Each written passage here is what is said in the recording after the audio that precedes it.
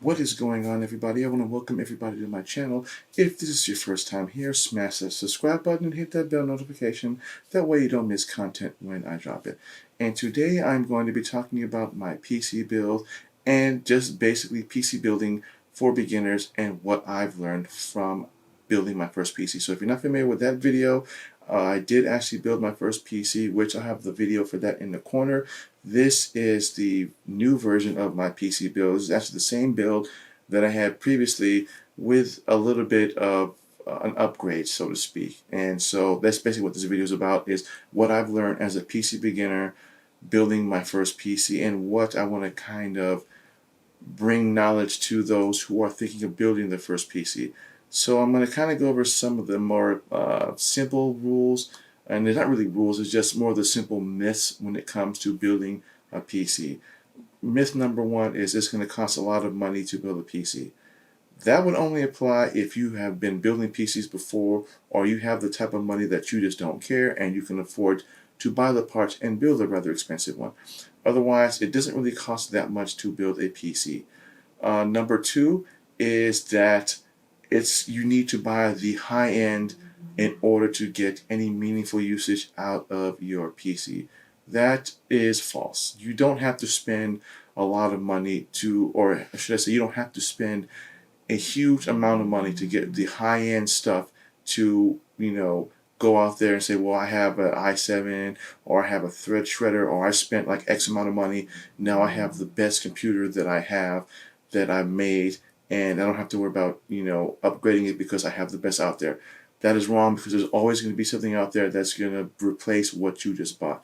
Knowing exactly what you want to build, how much it's going to cost you, and then going from there, that is the easiest way to learn how to build a PC. Now, granted, when it comes to building a PC, you are going to be spending the majority of your money on a graphics card. Now, when it comes to buying the motherboard, most people will say that you spend a lot of money on the motherboard. Actually, you really don't have to. Again, this basically goes into the how much you're willing to spend to get what you want. Now, in terms of what I have and what I built, I will kind of briefly go over what happened and what I have currently now in my PC, as opposed to what you saw in the last video for those of you that watched that. So my current PC, or should I say the current computer that I have right now, is an iMac. This is my main computer for all my video editing, all my photo editing, and pretty much everything that I do editing on this machine. And although the Mac is great at what it does, it is a little kind of behind the times in terms of performance versus what I have currently built now. So what I have in my current iMac is I have a quad-core i5 with 8 gigs of RAM running an AMD, I believe 560 discrete graphics card. Now, in terms of just that the base price on that is about $1,500. Now, when it comes to video editing, although it does a good job of doing it, it doesn't really do it at the best. And by the best, I mean in terms of just what I want and what I want to get out of the computer itself. So, for instance, when it comes to filming all my videos in 4K, which is pretty much all my videos I shoot in 4K, when I render them down to 1080 after I've done going through all the edits, it usually takes about 20 to 30 minutes, depending on how long the video is on editing, whereas it shouldn't take me anywhere near that much time if I had a much more expensive Mac, if I wanted to go that route. So if I were to shoot in 1080 and render that down, it usually takes it down to about maybe 10 to 12 minutes when it comes to editing a video. Usually that's the typical time it takes, and that's still too long when it comes to video editing. And then when it just comes to the editing itself, in terms of just when I'm going through the timeline and just kind of cut up pieces here and there, pull out edits, pull out videos, and insert other things, it usually tends to freeze up my computer in terms of this, the program becomes unresponsive. And the reason why it becomes unresponsive is because I'm running Adobe off of 8 gigs of RAM. Now, normally if you were to run Adobe and you're running, say, 1080, or you're shooting something from your iPhone or something like that, that wouldn't be too much of an issue. Normally, if you read the Adobe website for when it comes for their bare minimum, at least 16 gig or 8 gigs of RAM, an i5, and an integrated graphics, whether it be an AMD integrated or Intel. Then there's the recommended specs. It's best to go with the recommended versus just the bare minimum, because as you tend to grow in whatever it is that you're doing, you'll start to realize that that machine no longer will suit you. So you have one of two options: either sell that and then buy something even more expensive to replace what you just sold, in which case you're spending a lot of money, and that just kind of becomes more problematic, because then you're going to constantly be needing to upgrade that computer every time you need to upgrade whatever it is that you're doing. So in terms of the iMac, this is the top end base mid 2017 4K Retina display iMac. This was a $1,500 machine. I'm running 8 gigs of RAM. Now, if I want to go with the recommended specs, which is what Adobe's asking for, which is 16, that would cost me another $200. So I'll be looking at spending $1,700 just to add 8 more gigs of RAM to a system that's already $1,500. That is a lot of money. We're talking about going into entry-level MacBook Pros, and I'm talking about the 13s, not the 16s, which start at $2,000 or $2,300, $2,500 just on the base price alone. That's not something I really want to do, and nor do I want to spend the money on. So I thought about building my first PC, and again, like I said before, when it comes to building your first PC, the first things that come in your mind is, how much is it going to cost? Do I need to spend X amount of money so that I can do the same things that I see someone else on YouTube who is building a crazy amount of PCs, or they have this amazing spec on a PC, and I need to spend that kind of money to get the same results? You don't need to do that. The PC that you see in the back is my first computer. It's running a Asus ROG Strix B450 motherboard. Now, if I didn't have the money, or just if I didn't have the dedicated graphics card that I inserted into this, or that I'm using on this, I would be perfectly okay with running it off of the integrated graphics for now. But eventually I would have to spend the money to buy a dedicated graphics card. Now, when it comes to dedicated graphics card, they are expensive. So that's where you really would need to focus a lot of your money on. When it comes to motherboards, you have your variety out there. There are some that are expensive, and then there's some that are not expensive. This motherboard in particular only set me back about $172, I believe is what it cost when I bought it. Now, what I learned from building this PC is that you have to be very careful with the parts that you have installed on it. Any drops, any static that you get on this, anything that you fry on this, although it may not be the end of the world, that's just money that just went down the drain when it comes to building your first PC. Hence, end point, the graphics card that you see in the back here. Now, this is MSI, or this is a NVIDIA 27 RTX dedicated graphics card.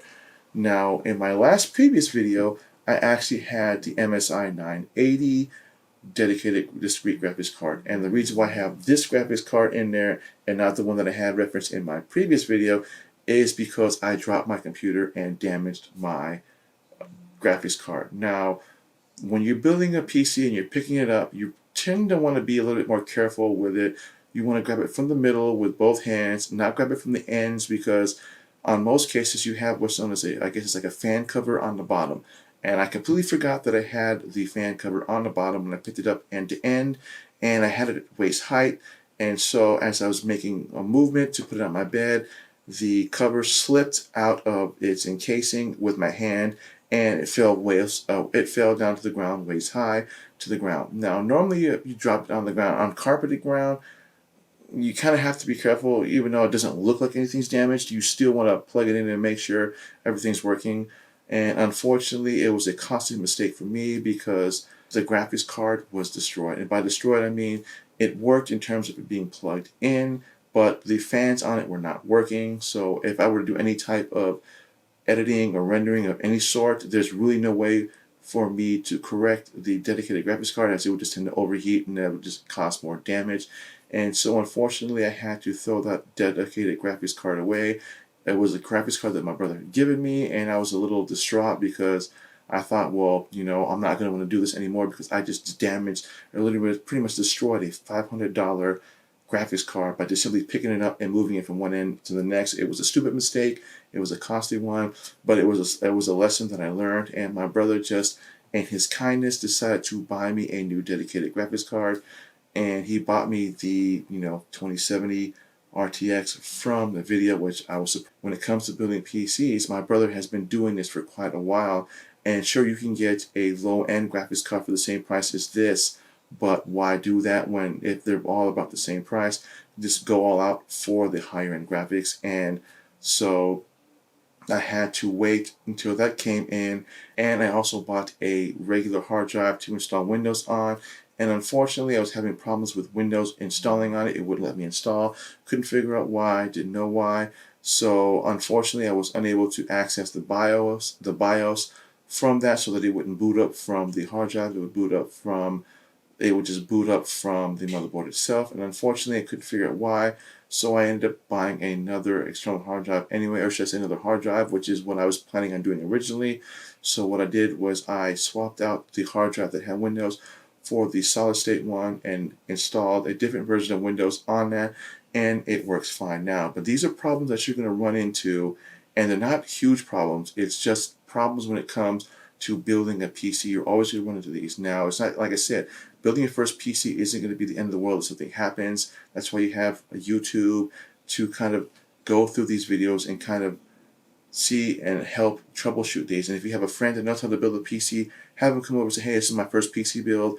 I don't know what's wrong with this. I thought I did everything correctly. Maybe you might want to second check this to make sure anything that I did that I, might have messed up. And, at the end, thank them, take them out to lunch or something and say, hey man, thanks for building this computer for me or helping me go through these steps. Because building your first PC, although it can be daunting, it's not hard. It's just knowing exactly where the pieces go, what you have to do, and then go from there. As I said before, I made a costly mistake by dropping my case on the ground, damaging a $500 graphics card. Luckily, my brother, with the kindness of what he did, he bought me a new graphics card. And so once I inserted that and then replaced the other hard drive with the solid state, installed Windows on that, started it up, booted everything, worked just fine, didn't have any issues. Now, again, putting together a PC isn't hard. It can sound daunting, especially when you watch other people who do videos and make this their career or have been building PCs for a long time. Yes, they know what they're doing, and sometimes some of them are sponsored, so even if they damage something, they can always get a new one and just put it back in there. Whereas someone like myself, or someone like yourself, who don't have that option or don't have that kind of funds when it comes to building, or if you break something, then you're going to have to wait and buy a new piece here and there. And with the way that it's going on with this pandemic, you can't just go out there if you break something and simply go, oh, okay, I'm going to go buy another motherboard, or I'm going to go buy another CPU because this one's broken. I can get another one. That's typically not going to be the case. You either have to upgrade to something more expensive or downgrade to something that you'll just have to kind of downgrade. In the case of my motherboard, it's kind of hard to get that in terms of where I bought it from. It was actually sold out, which I was surprised at. I was able to get it on Amazon and Newegg. So I bought it off of Amazon, which is a little less expensive, and now I got that going. So again, when it comes to building a PC, it's not something that you have to be kind of afraid of, but it is something that you will learn from mistakes that you make. That some of them may be costly, but that shouldn't stop you from building your first PC. And like I said, I dropped the case on mine, and it was a costly mistake, but my brother bought me a new dedicated graphics card, and I got it in there. Everything is running perfectly fine now. And what I plan on doing with the hard drive that wasn't loading Windows on it, I'm going to erase that, and that's going to be my second internal external hard drive. And then I plan on buying one more solid state to insert into the motherboard, and that's going to be my other dedicated hard drive for my computer. And this will not only be a editing machine, but I'm also thinking about probably turning it into a gaming machine. I'm not really sure just quite yet. I really primarily built it for editing my videos and whatnot. So once I get that up and running in terms of just getting all the rest of the other accessories and stuff, then I will have this set up for that. And unfortunately, I will be getting rid of my iMac. And that's not saying that I'm not going to be the Apple guy anymore because I don't have the Mac. It just means that I just won't be using a iMac anymore for pretty much all my computer stuff. I will be using strictly my PC build. I will still have my iPad and my iPhone and pretty much everything else, but in terms of just that, $1,700 versus how much it cost me to build this, the price wise, it just made more sense for me to build my own. So, and that is pretty much where I'm at right now. Don't sell yourself short when it comes to building a PC. Like I said, it's my first time building one. It can seem daunting, especially when it comes to not knowing the parts and what you're willing to spend. But I'll have a link in the description for a website. It's called PC Parts Builder. You can kind of go off of what you want to build and then kind of what you have in budget wise. And I also have a link in the description for Newegg, whereas they also have pre-built PCs that you can buy and then kind of stack up on that. But either way that you look at it, you can kind of gauge as to how much you're looking to spend building your own versus how much it's going to cost for you to buy one that's already built and then having to spend more money on another machine to build up on that. So again, I want to thank everybody for watching my video. If this is your first time here, don't forget to smash that bell, don't forget to smash that subscribe button and hit that bell notification.